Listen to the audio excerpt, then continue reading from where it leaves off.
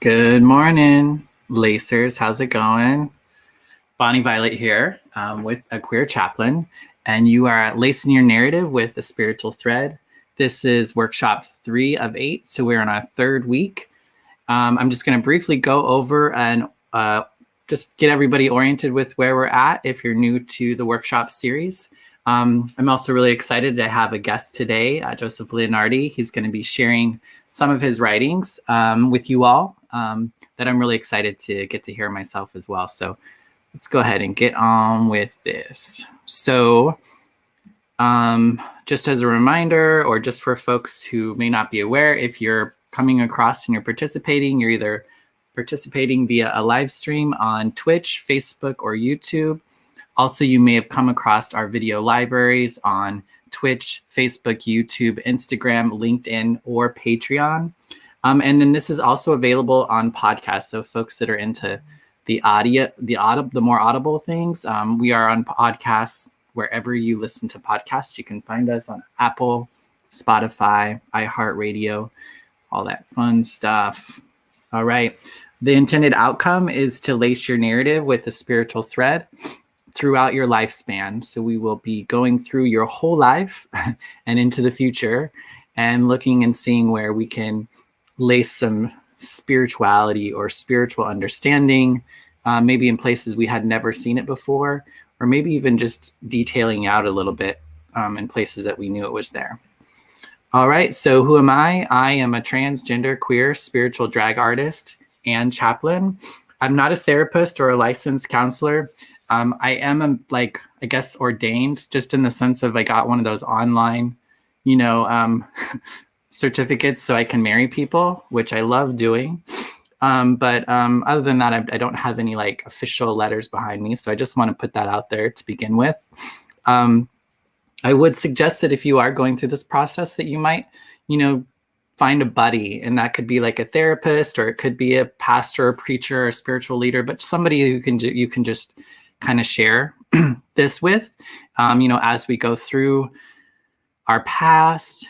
Sometimes it can bring up different things for some of us, and some of us have been harmed pretty bad by spiritual and religious institutions. And so it just might be helpful to have some additional support. I will make myself available to you, as well. So you can direct message me and we can talk one-on-one. But I would just encourage you to, not do this alone. But also feel free to do so too. All live streams are recorded in public. So this particular live stream today, it's recorded. If you want more private time, I do have private space available on Thursdays at 5 p.m. Pacific Standard Time.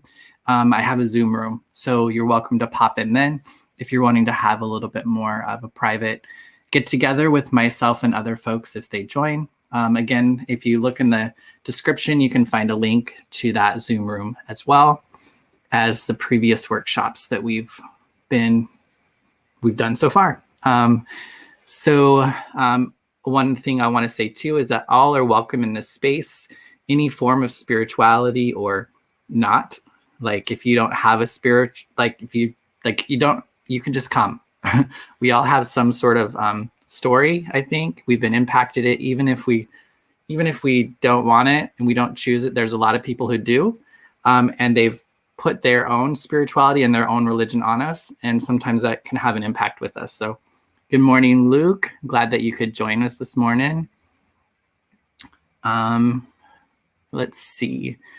This is free, but you are also welcome to join my Patreon and help support this work so that it continue to go to continue to go on, but don't feel like that's something that you need to do or must do.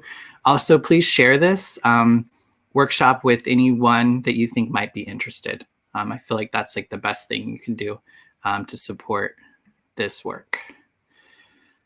All right, and just a brief overview of how the structure of how things are working.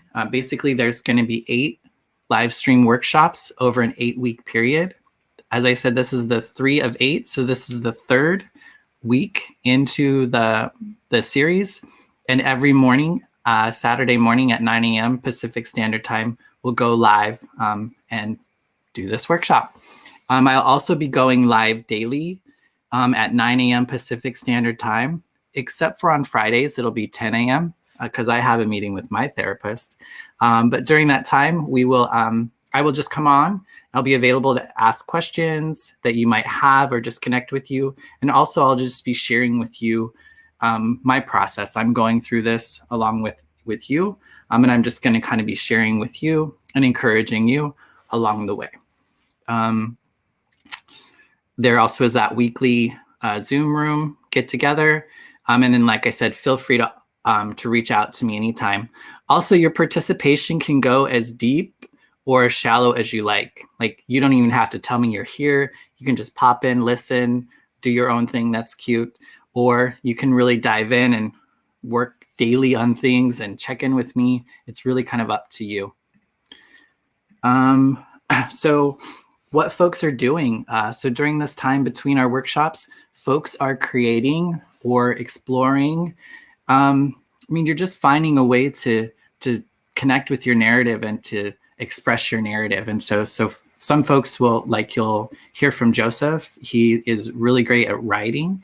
And so he'll be sharing some of his writings, but you could be typing, you could be drawing, you could do video. A lot of what I do is more of just talking at a camera like this. I have a harder time like sitting down, writing down things or creating things in that way. And so just speaking into a camera can be really helpful. Also, if you don't want to look at yourself or let anyone else look at you, you can always speak more audio and do an audio recording.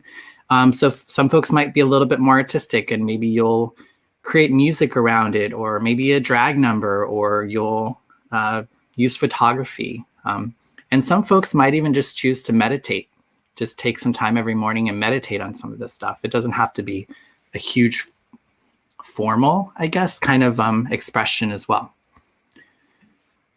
All right, and then the big part that I think that's really great about our narratives is once we come to understand them ourselves, once we can find a way to see and hear and write them and kind of put them out for ourselves, it's really powerful, I think, when we can share that with someone else. And I think it's really important that we do share it with people who can handle it and can hold it.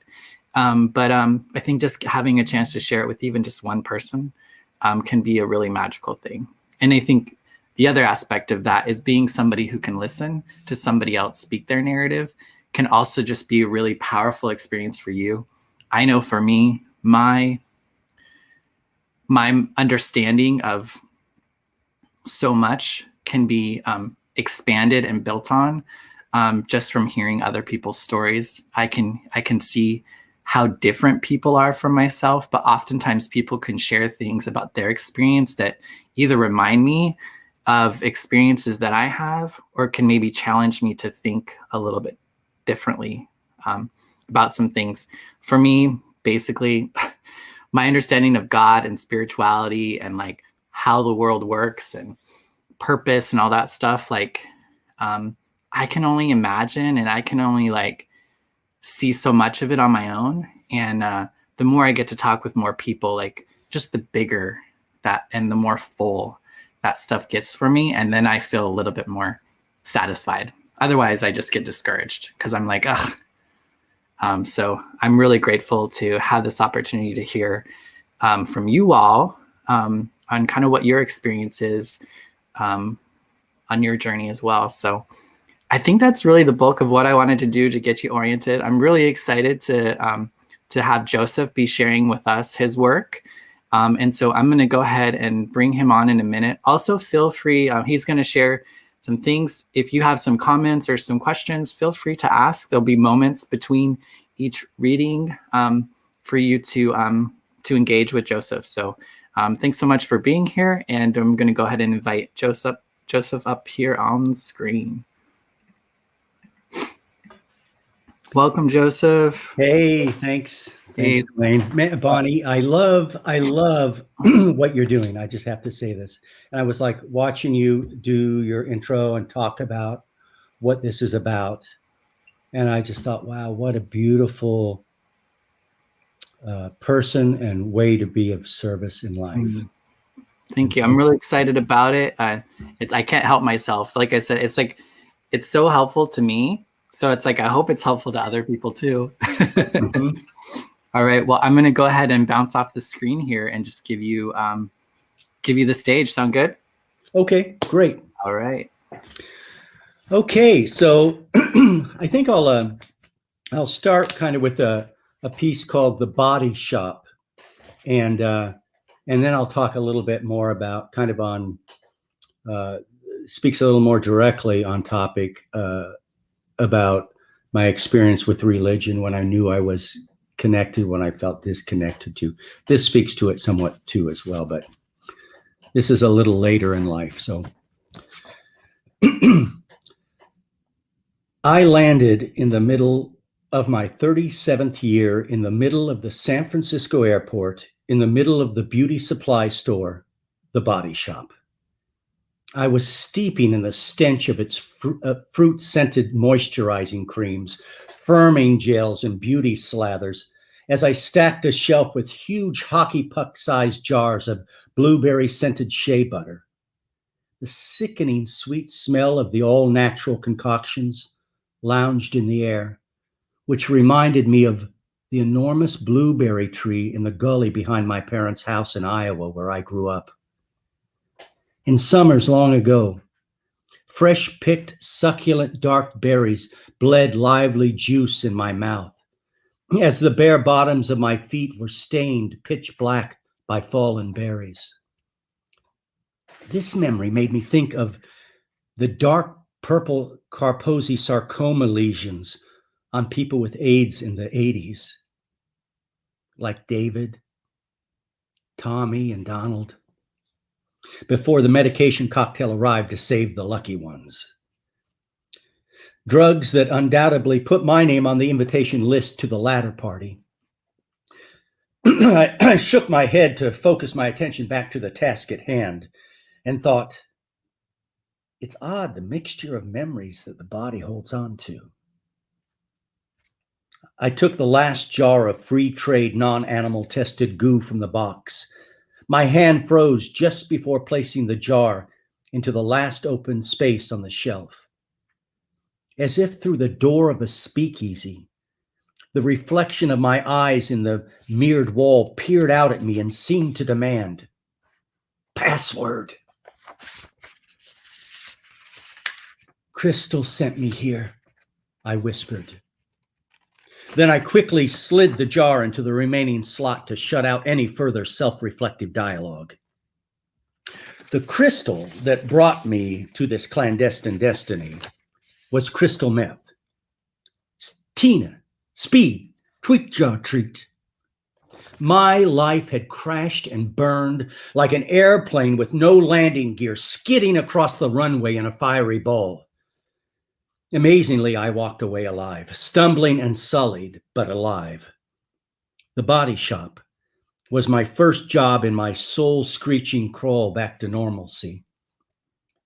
John, another passenger who had survived a similar ill-fated flight, had hired me. John was the GM, general manager, of this particular public emporium, and my ticket back into painful employment. John was attractive, classy, presentable, dare I say, an A-gay. He could be comfortable in his own skin with anyone from a newbie recovering junkie to Nancy Pelosi. And then there was me, fresh off the sobriety boat, face and body badly burned from a 3-year drug-fueled run, unresolved childhood trauma, and self-esteem hanging by a thread. John approached me on the store floor with a miniature orange bottle in his hand and began to model effective sales techniques. "Do you like citrus?" he inquired with a warm, "You know you do" look. Oh yeah, I forgot to mention, John was also perky and enthusiastic. "Yeah," I replied suspiciously. "Close your eyes," he chirped. I wanted to smack him, but grateful and desperate for the menial job and pay, I closed my eyes instead. Next, John misted my face with the potion in the tiny orange bottle and asked, "Isn't that refreshing?"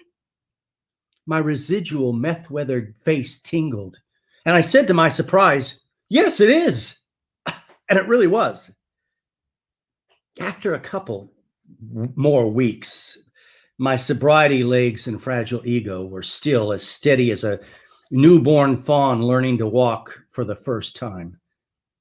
I found it difficult to withstand the fact that in John's increasing absence, I was alternately being managed by 2 teenaged girls. I tried to make casual conversation with manager 1, Raven. Kind of slow today, huh? She looked up from under her jet black bangs. Yeah, she scanned the store, biting her lower lip.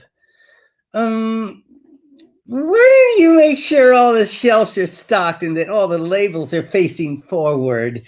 She dismissingly instructed me by whirling her finger around in the air for emphasis, before she parked the tip of her index finger in the corner of her mouth and retreated back under her bangs. Okay. I acquiesced behind a crumbling, close-mouthed smile.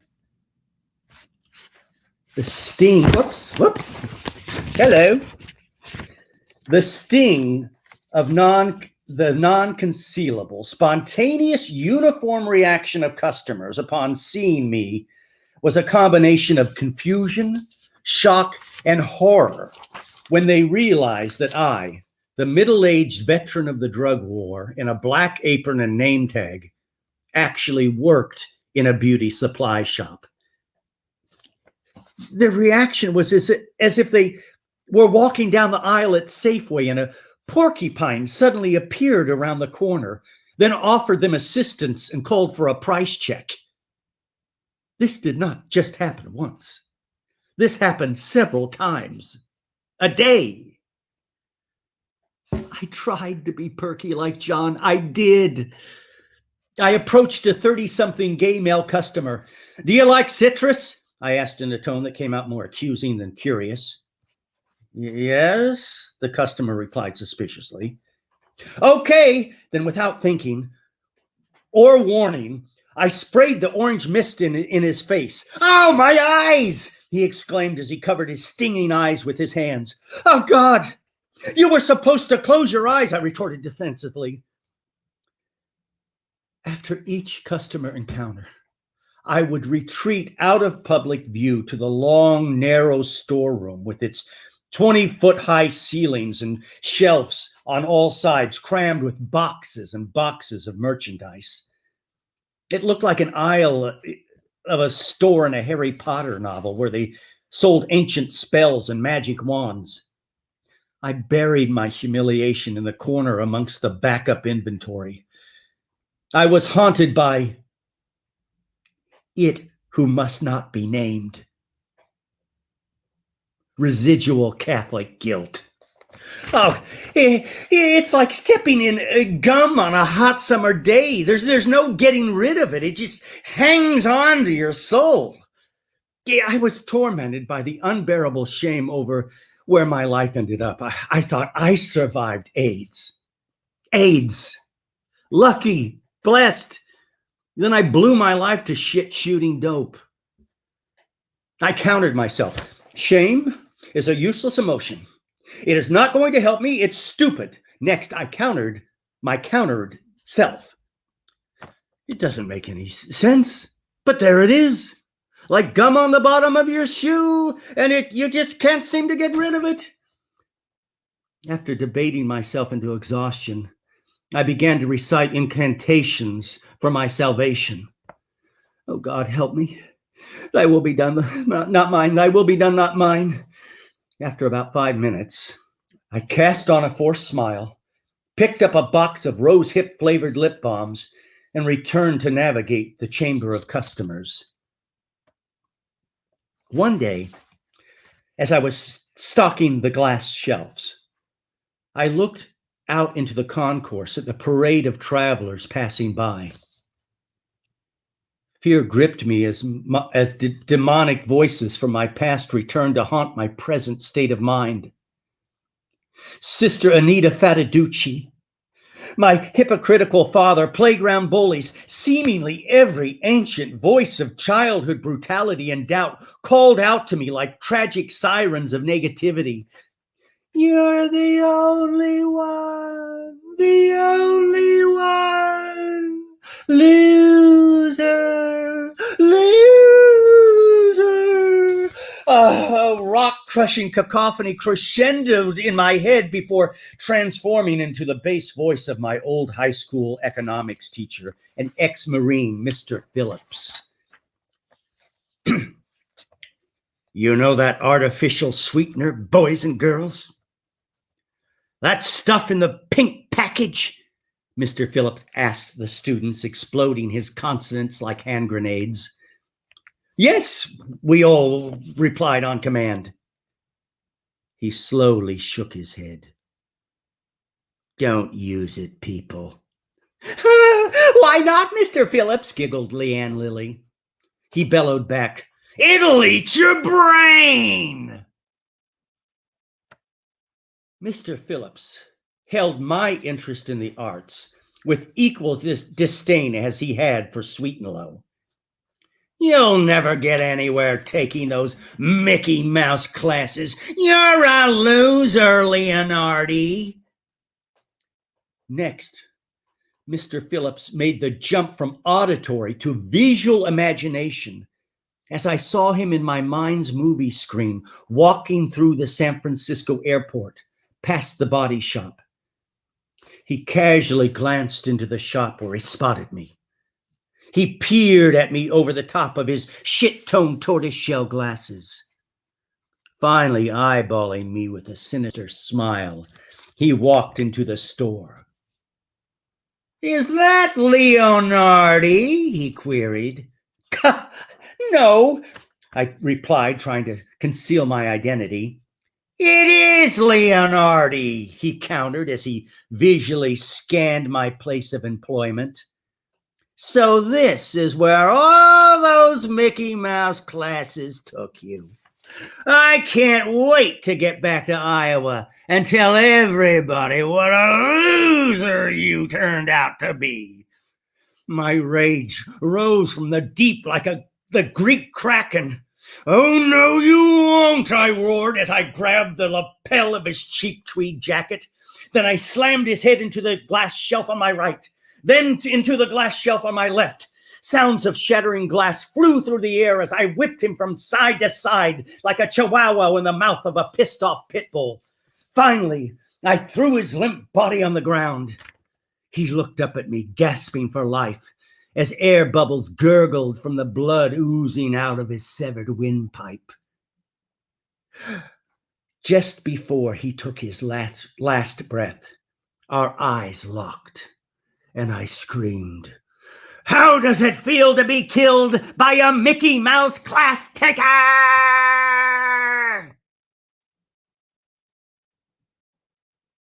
And then I realized Mr. Phillips wasn't there. He was back in Iowa somewhere, 1,500 miles, 20 years away. And there I stood in the San Francisco airport, in the body shop, standing with balled fists next to the almond hand and nail cream, holding on to my resentment. And I realized in that moment there was nothing left for me to do but let it go.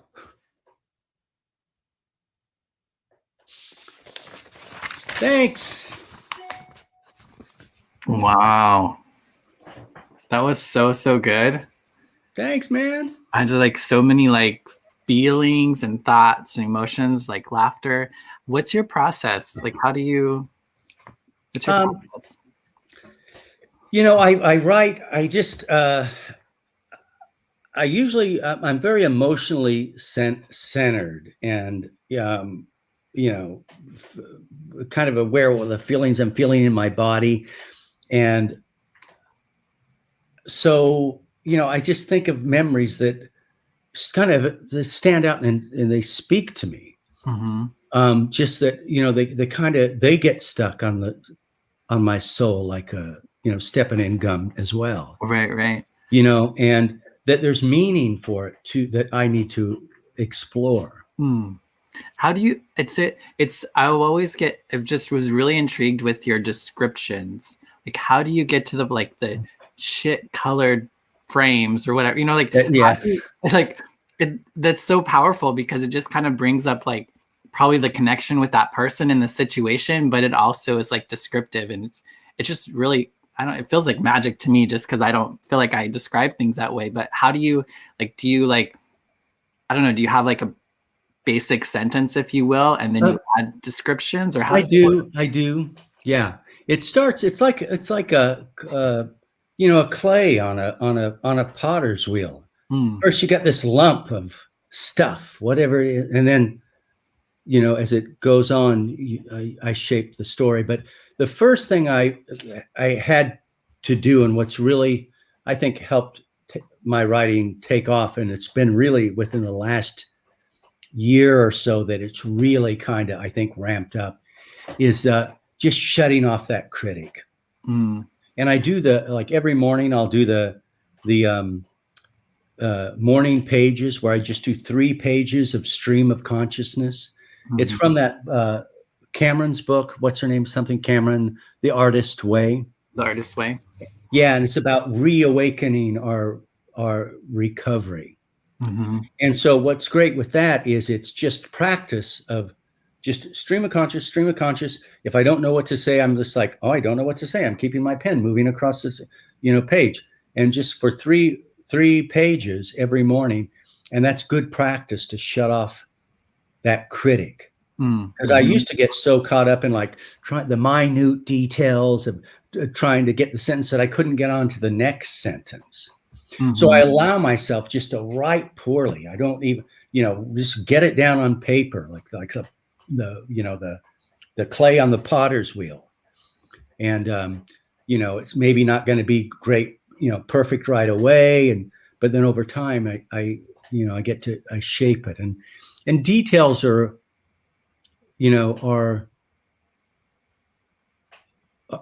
interesting. I think there's something just about shutting off, again, the critic that allows that, the stuff like the shit tone tortoise shell glasses to come. Right. Yeah. And so do you feel like, so obviously you didn't you didn't beat up your teacher and do all that. So how did you, in that process, was that part of your process of being able to let go of that resentment, or was it a way of describing it afterwards? Well, I described it afterwards. I really did, what happened in that moment. I really was having that fantasy and that fear, because I was feeling like such a loser. And, just that came, the one person that would, and I'm going to go back to Iowa and tell everyone, Right. It's, so that happened in my mind. Yeah. When I realized in that moment that I needed to let it go. Yeah. And I just realized I wanted to put that on paper because it was a good lesson. Yeah. There I am manufacturing this shit in my own head based on stuff that happened years ago and the way I feel now, but it kind of colors it all. Yeah. And, we all have a Mr. Phillips, I think, or Mr. Oh, Phillips, right? yeah, Mr. Phillips. Yeah, no, yeah. Well, and it seems like, I think it's so great too, because it seems like, whoa, that went like wild really fast. And you're like, and you feel like it's so extreme, but I relate to that, because it's like, I act as if I hold on to those things as if they're life or death, you know, like, and it's just seems so, when you hear it that way, it almost seems so like dramatic. Mm-hmm. And like, you know, it's like that video that you showed me before the thing. It's like, what's going on inside? What's really happening? Right.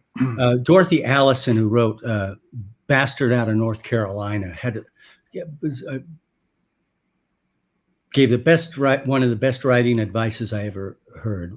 It says, you know, think about what you're afraid of most and write about it. You know, we get to explore those, you know, that dark sides of ourselves, and to see the humor, you know, in it too. You know, this is,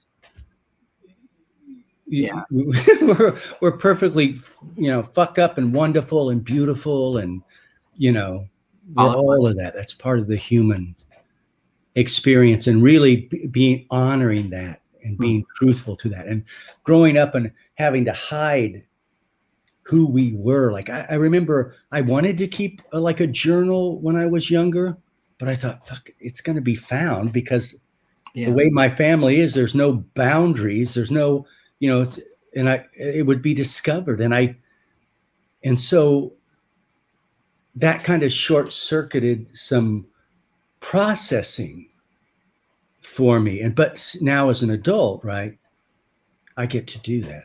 Yeah. I get to process these experiences. I get to write them down. And again, that's what I love so much about the guy in the video you saw about Todrick Hall, is, you know, that video, just those young gays being so fucking, you know, fabulously queer and out and fucking fierce about it. Right. Yeah. And taking like the video that Joseph's referring to is the Lil Nas X video that just came out called Call Me By Your Name, Montero. I will link it in the description. I'll also put a link to Lil Nas explaining the video. It's just really powerful. I think it's that idea of taking what, in that particular thing, taking what the world is telling you about yourself that's not true, and saying, okay, fine, I'll be what you say I am, and this is what it looks like. What do you think now? And so it's just a really powerful video. I think queers and like, just like, some people will probably be like hooting and hollering like I was, and then some people are going to be a little shocked by it, but I think it's amazing and powerful. Let's go ahead, and you have another one you'd like to share as well, right? Yeah, I could. Yeah, I'll share this. I'll share this one, and it's kind of a little bit on the same theme about workplace resentment. And this kind of awareness of like, oh, what's, yeah. So it's called Just Like Me. Okay, I'm gonna bounce off real quick. Give you the stage. Okay. I have a coworker who I shall call Michael, because that's his name. Michael, just like me, is a 1406 senior clerk with the city and county of San Francisco. Just like me, Michael was born and raised in the Midwest. Just like me, Michael is a 55-year-old white guy. Unlike me, Michael is a divorcee who shares joint custody of his 11-year-old son with his ex-wife, who I shall call Claire, because that's her name. Unlike me, in the Midwest, Michael would probably be considered a regular, respectable, stand-up guy.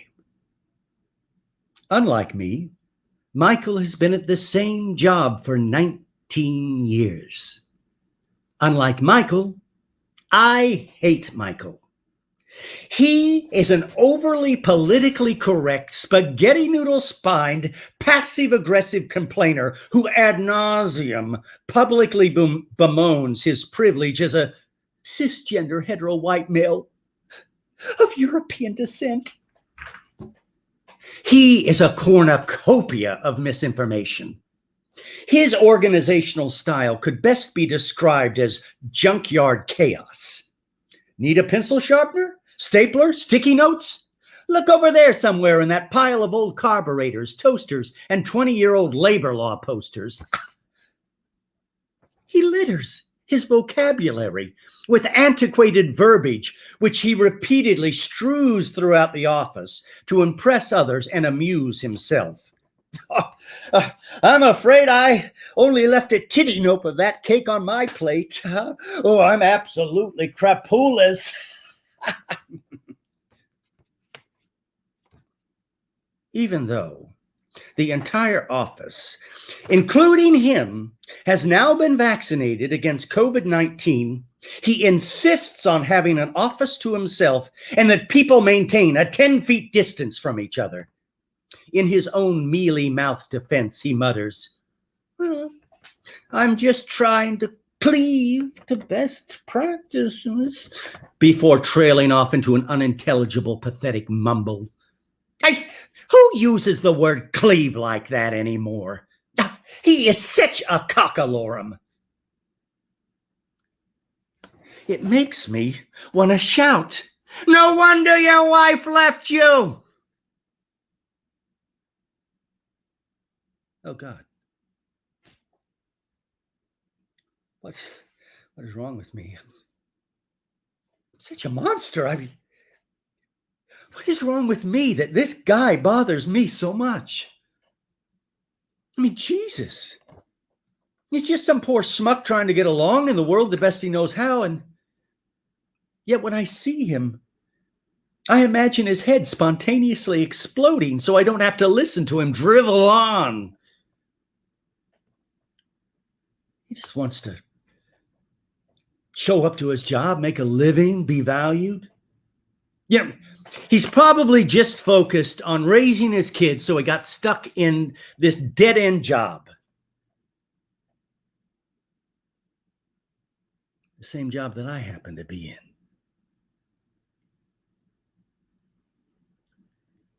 Just like me right now. Maybe that's what irritates me so much about him. I see in him that part of me that could settle, and I hate it. It terrifies me. You know, I think part of Michael hates me too. Just like me.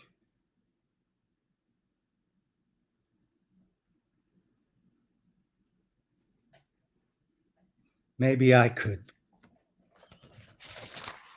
give him a break. Just like me.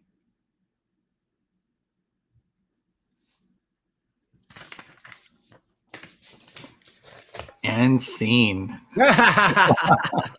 Yeah. So that was recent, but recent, resentment I was going through with the co-worker, and I, always it's like, what's going on?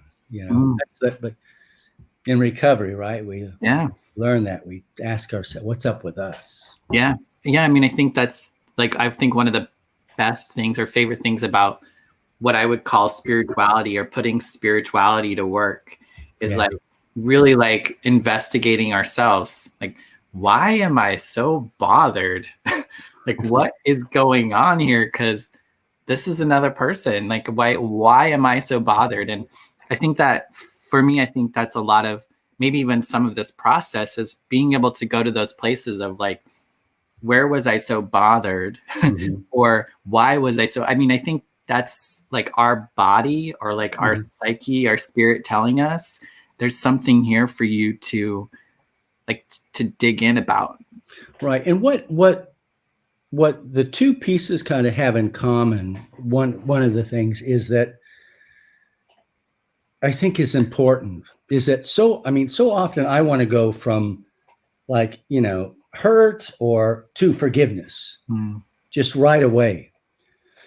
But that's not, I want to avoid the unmessy, ugly, unflattering feelings but it's really by kind of going there Mm-hmm. that I'm able to get to the other shore of forgiveness.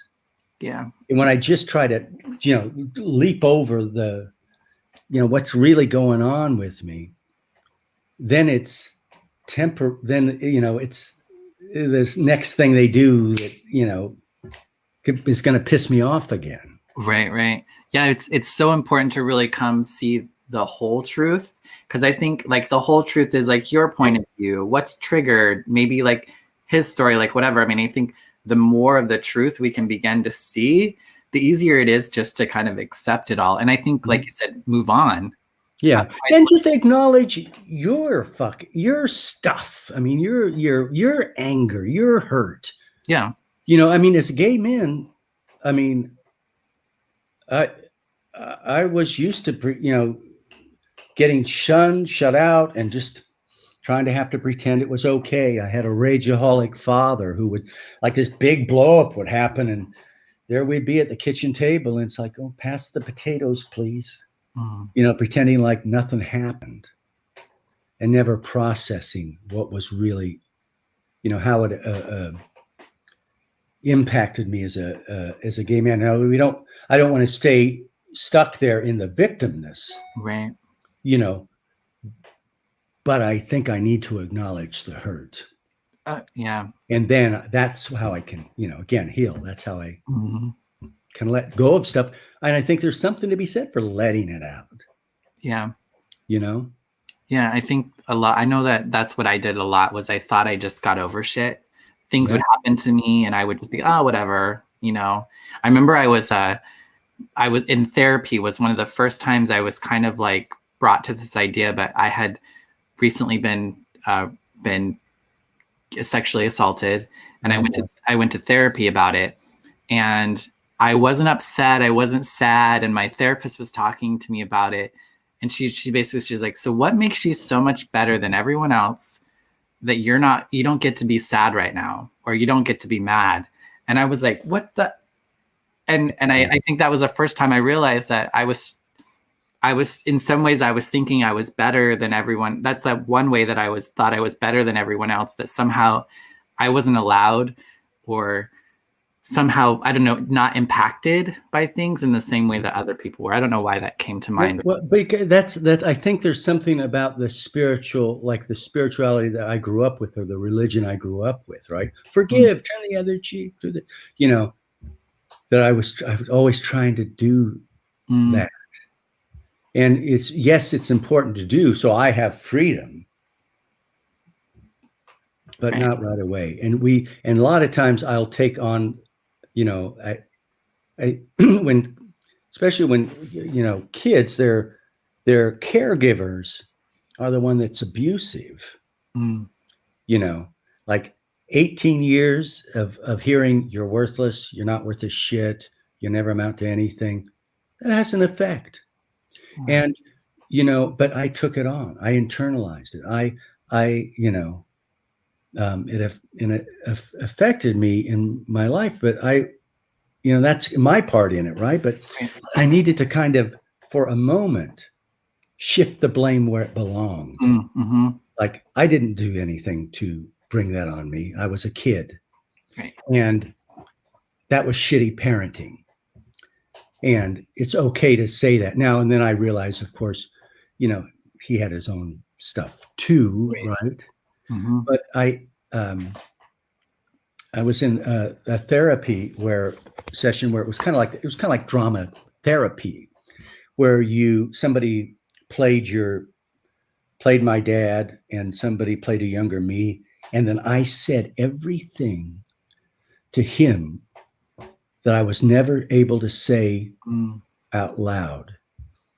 And after that, I was able to forgive him. So I think there's something to be said about that in our writing, in our sharing with each other, that gives us freedom. Yeah, agreed. Yeah, I realized that myself too. I used to bypass. So like, I grew up, my parents did a really great job with me, but they failed me in some ways. My dad was a drug addict until I was 12. Okay. So there were some things that weren't great, but I always just in my head, I always said, okay, but my dad had a much harder life. Like he had some really intense things happen to him that he never passed on to me. And so I always just kind of bypassed that. And then what I was doing though, was I was telling myself, like, I wasn't allowing myself to feel that I was harmed in any way or that I didn't get what I need or what I wanted.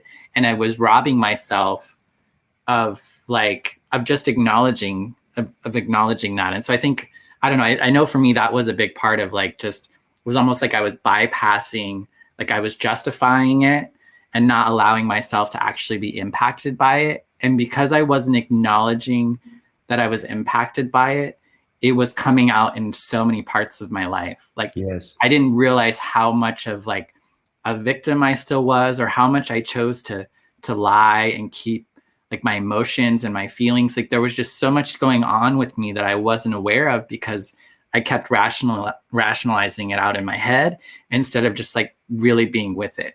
Yes. And we as gay people, right? We're used to compartmentalizing. Mm-hmm. That's how we get along. It's how we navigate the world. Especially, and I think, you're you're about 15 years younger than I am or so, but it's a lot of the same. Yeah. Yeah. I mean, I feel like that's a lot of what life has us do, is live in these parts. Like I think we as queer people, we can talk about that because we realize that, but I think a lot of folks feel like they have to leave parts of themselves out of certain conversations or certain rooms or certain environments. And I feel like that's a big thing of what like the spirituality that I strive for now actually allows me to be integrated. So like for me, I feel like the closer I get to God, or the closer I reach toward a higher power, like the queerer, the more trans, whatever, like I become, because it's allowing me, it's actually holding all of me together and letting me be whole, which is awesome. And that I was along those lines, or a continuation. It's like acknowledging that, like all the hurt and stuff, and especially around my father, is, I think it's a spiritual task, a hero's journey of me to heal that he couldn't. Mm-hmm. That's what I'm, because I'll catch myself not as much now, because I'm kind of getting more aware and kind of challenging that, but I'll still do it. I will catch myself saying the same things out loud to myself that he said to me. And sometimes get into rages, and I'll get, it's kind of automatic. It's that trauma stuff. And but I get to heal that. Yeah. But he couldn't. And that's the way we frame stuff.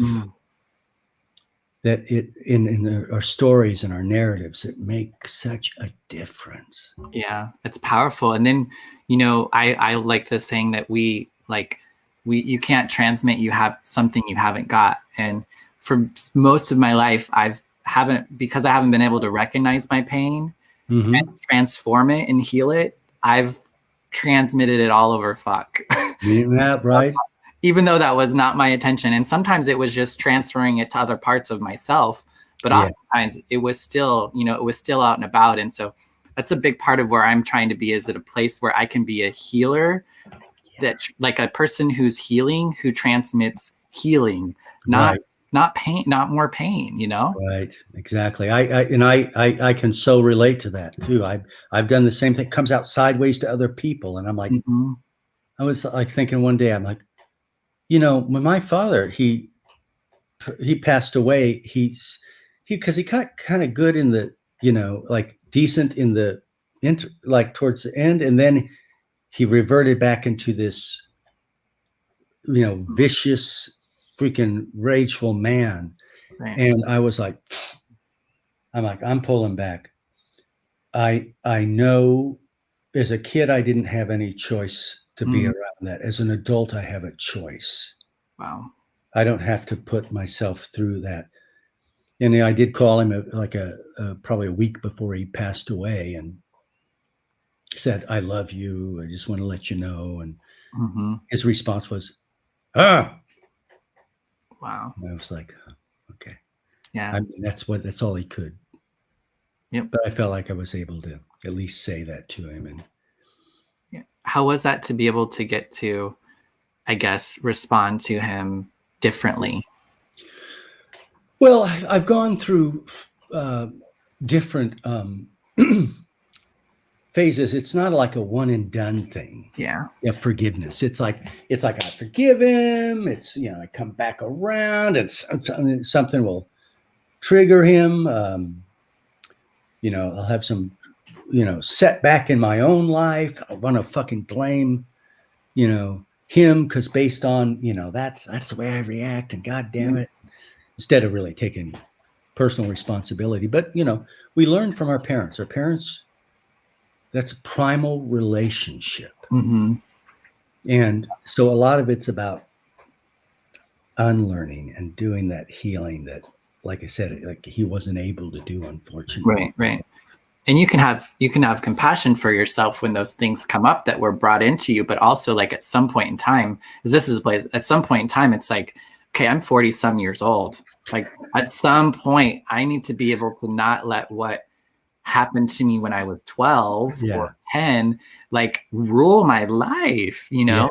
and I can have compassion for myself that it's something that still comes up, but I also can challenge myself, not just to settle with it and just not accept, like, that's just the way that I am. Like, but I think it is important to have, it really compassion and connection with other people. Yeah. That's the healer for me. And I think, because the relationships are, the source of the primary relationship was not trust. And it wasn't, I didn't. And today, I look at and I think, oh God, how is this still coloring my thinking around trust in friendships, trust with men, trust in relationships, seeing my parents' relationship, and how much that still informs me, and I don't want it to, but having that compassion that it's there and nurturing it, as opposed to trying to push it down and shut it down and deny it. That, I think you're exactly right. It's important. Definitely. Thank you so much, Joe. This has been a great Saturday morning. Thanks. I appreciate you sharing just amazing pieces. And I just appreciated getting to talk with you. If folks want to reach out to you, they can, right? This is Sure. This is Joseph's email. I'll also put it in the description if you're listening to it audibly. So you can reach out to Joseph if you have any questions, or if you just want to let him know how his writing impacted you. Such powerful words and like stories that you shared today. I was just moved by so much of it. Julius is saying,